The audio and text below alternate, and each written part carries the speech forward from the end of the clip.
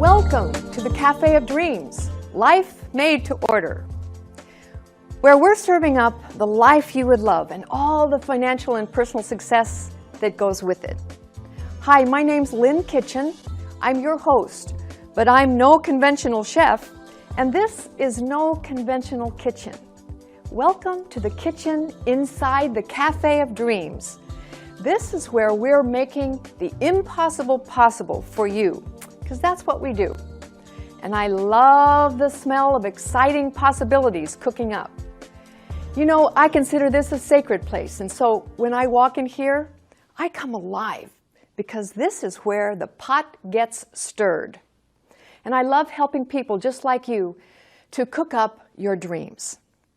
You know, everything is cooked twice, is created twice. First in our ideas in our minds, and then, like any good recipe, it's created a second time in our ovens. We just cook it up. Your ideas come of one of two ways. They are just gifted to you, sometimes out of the blue, or you explore a possibility in your imagination long enough for a new idea to surface.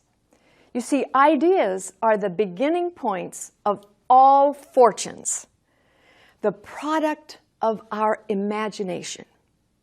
How would you like to learn one of my bold thinking techniques? You see, there are two magic phrases that really help to activate your imagination and to create ideas. Maybe. These two phrases will help you rise to a new dimension of higher thinking. I guarantee it. What if and just maybe. Use these phrases often because what if you could be the outcome that you really want? Just maybe I would love that outcome.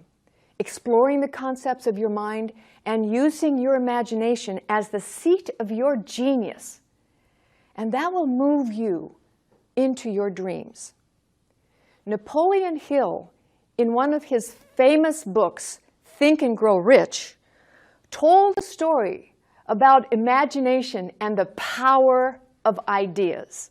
I love this story, and I thought I would share it with you today. It's a story called The Enchanted Kettle. Over 100 years ago, an old country doctor drove down to town, hitched his horse, quietly slipped into a drugstore by way of the back door, and began dickering with a young pharmacist for more than an hour.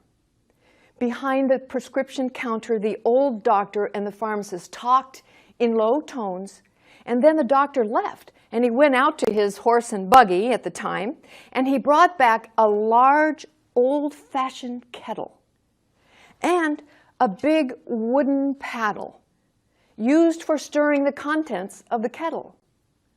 Now, the pharmacist inspected the kettle, reached into his pocket, took out a roll of bills, handed it to the doctor, and the roll contained exactly $500, which at the time was a fortune.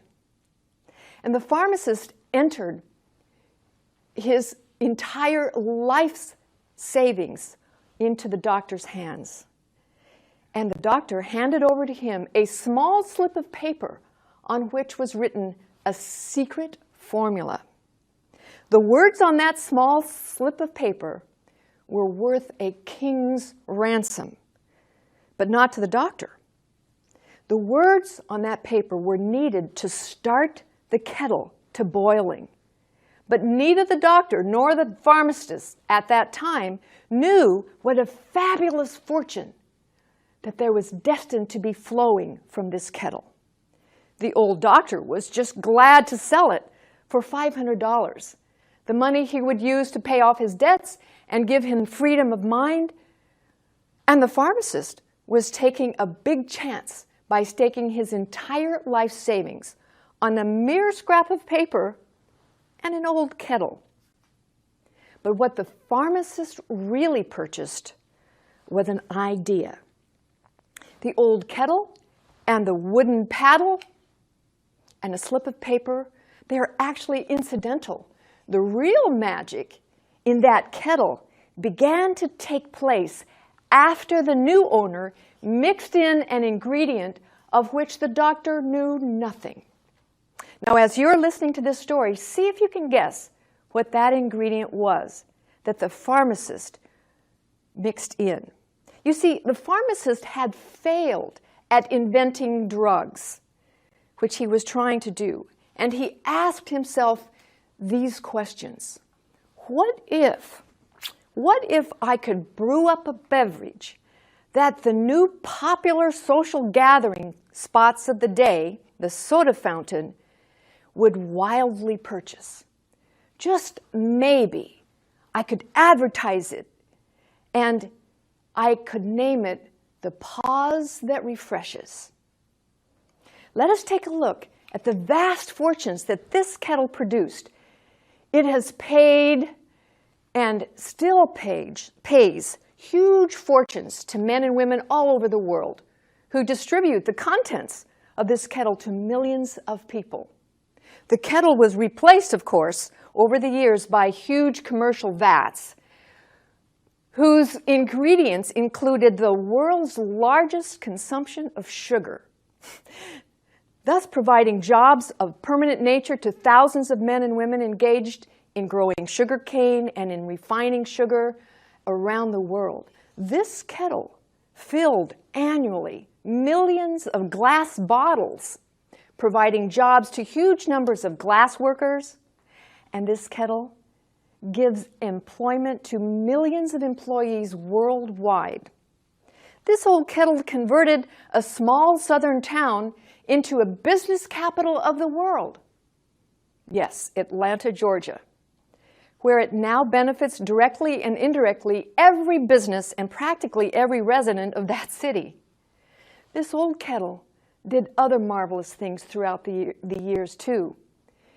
During the Depression, when factories, banks, and businesses were folding up and quitting by the thousands, the owners of this enchanted kettle went marching on, giving continuous employment to an army of men and women all over the world, and paying out extra dividend to those who had faith in the idea. Just remember, every time you see the words Coca-Cola, that its vast empire of wealth and influence grew out of a single idea, and that the mysterious ingredient that the pharmacist John Pemberton mixed into the secret formula was imagination. Stop and think about that for a moment. Truly, our thoughts are things, and ideas are the product of our imagination. So cook with these bold thinking techniques. Use these two magic phrases, what if, and just maybe, to cook up your dreams. We'll see you next time in the Cafe of Dreams.